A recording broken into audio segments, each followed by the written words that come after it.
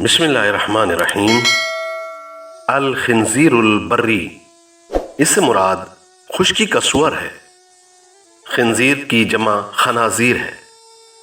اس کی کنیت کے لیے ابو جہم، ابو زرعہ، ابو دلف، ابو عتبہ، ابو علیا، ابو قادم کے الفاظ مستعمل ہیں۔ سور کو درندہ اور چوپایا دونوں میں شمار کیا جاتا ہے۔ چوپایا اس لیے کہ اس کے پاؤں میں کھریاں ہیں اور گھاس کھاتا ہے، اور درندہ اس لیے کہ اس کے منہ میں درندوں کی طرح 2 دانت ہیں جن سے یہ شکار کو چیر پھاڑ دیتا ہے۔ خشکی کے سور میں شہوت کا غلبہ ہوتا ہے، اس لیے کہ یہ چرنے کی حالت میں اپنی مادہ پر چڑھ جاتا ہے اور میلوں تک مادہ سفر طے کر جاتی ہے، مگر یہ جفتی جاری رکھتا ہے۔ جب سور اور سورنی جفتی میں مصروف ہوتے ہیں، دور سے ایسے دکھائی دیتا ہے کہ یہ نر و مادہ 6 پاؤں والا ایک ہی جانور ہے۔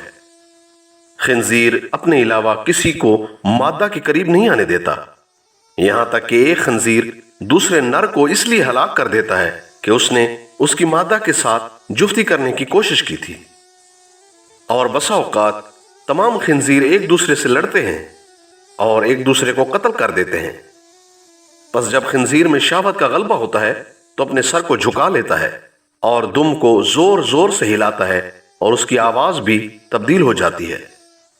نر خنزیر 8 ماہ میں جفتی کے قابل ہوتا ہے، جبکہ مادہ 6 ماہ سے پہلے بالغ نہیں ہوتی۔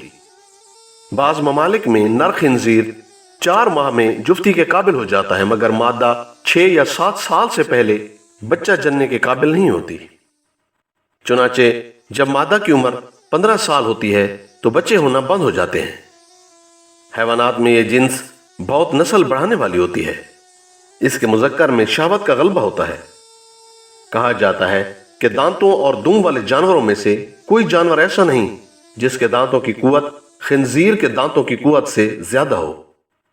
خنزیر اپنے سامنے والے دانتوں کی مدد سے شمشیر اور نیزہ بازوں کو بھی ہلاک کر دیتا ہے۔ پس خنزیر کے دانت اتنے مضبوط ہوتے ہیں کہ وہ اپنے دانتوں کے ذریعے اپنے دشمن کے جسم کی ہڈیاں اور گوشت کاٹ دیتے ہیں۔ بعض اوقات خنزیر کے سامنے والے 2 دانت بڑھ کر ایک دوسرے سے مل جاتے ہیں، جس وجہ سے خنزیر کوئی چیز کھانے کی استطاعت نہیں رکھتا، پس اس کی موت واقع ہو جاتی ہے۔ اگر خنزیر کتے کو کاٹ لے تو کتے کے تمام بال جھڑ جاتے ہیں۔ جنگلی خنزیر گھر میں سکھلانے کے باوجود تادیب کو رد کر دیتا ہے۔ خنزیر سانپ کو کھاتا ہے، مگر سانپ کا زہر اس پر اثر نہیں کرتا۔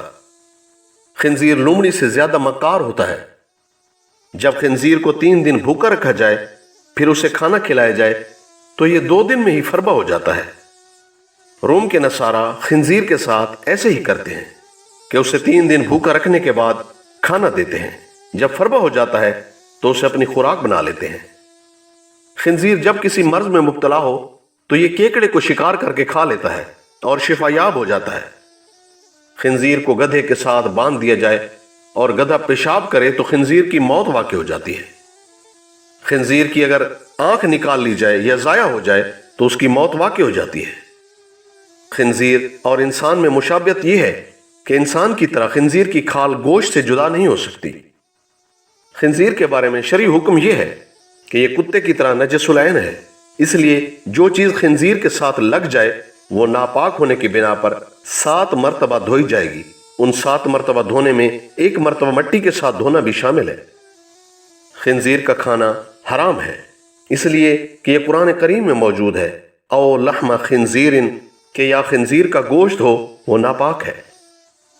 خنزیر کے خواص میں سے ہے کہ اگر اس کی کلیجی کسی شخص کو کھلا دی جائے یا پلا دی جائے تو وہ حشرات الارض خصوصاً سانپ اور اژدھا وغیرہ سے محفوظ رہے گا۔ اگر اس کی کلیجی خشک کر کے قلنج یا فالج کے مریض کو پلا دی جائے تو شفا یاب ہوگا۔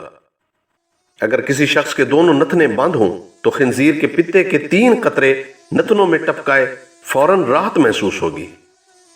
اگر خنزیر کی ہڈی بخار والے کے جسم پر لٹکا دی جائے تو شفا یاب ہوگا۔ خنزیر کی ہڈی کی راکھ کو کسی کے ناسور میں بھر دیا جائے تو فوراً ٹھیک ہو جائے گا۔ اگر خنزیر کے پتے کو خشک کر کے بواسیر کے مقام پر لگایا جائے تو بواسیر زائل ہوگی۔ خنزیر کا گوبر کڑوے درخت کی جڑ میں لگانے سے پھل خوش ذائقہ ہوں گے۔ ہچکی کا مریض خنزیر کا گوبر پاس رکھے تو افاقہ ہوگا۔ خنزیر کا فضلہ ایک مسکال برابر نوش کرنے سے پتھری ریزہ ریزہ ہو کر نکل جائے گی۔ اگر فضلہ کو ایک مسکال شہد کے ساتھ پیا جائے تو پیچش، درد صدع، آنتوں کی مروڑ کے لیے مفید ہے۔ خنزیر کا خواب میں دیکھنا شر، غربت، افلاس اور مال حرام کی علامت ہے۔